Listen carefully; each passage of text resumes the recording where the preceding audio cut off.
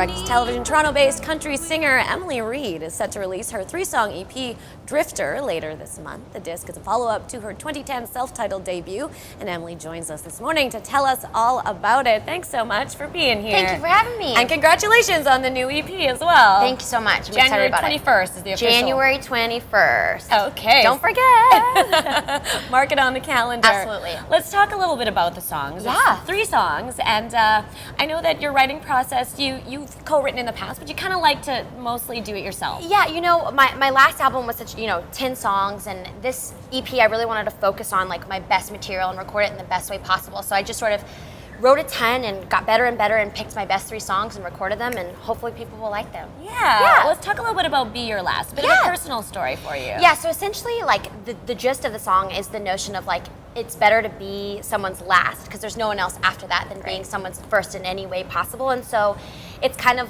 also a comparison about Canada and the US and like different social cultures, and it's just like a nice, lovely little love song. So. You made a music video for it as Yes, well. I did, yeah. Tell us a little bit about that. So there was a guy in Toronto named Chad Curvin, and we just got together and recorded a video, and it was really fun. Yeah, well, it looks lovely. Thank you so much. You mentioned that the song, a little bit of about the contrast between Canada and the U.S. Yeah. You've spent some time, you've lived all over different parts of Canada, and you also spent some time in Nashville. What were some of the observations that you've noticed? Well, it was just kind of like this Canada mentality. Well, essentially where I went to school was in the South, and I grew up in Canada with kind of this more like freewheeling feeling, I guess, of like I can do anything, and not that it's not like that in the South, but it was just kind of comparing this like small town, small culture kind of feeling to this big worldly view I had, which neither are right or wrong. It just sort of is the way it is depending on where you grow up. So that's how I feel about it. Okay. And 4 years you spent in Nashville. Yeah, so I went to school there. I went to university down there. Yeah. How do you feel that living in such a country music hub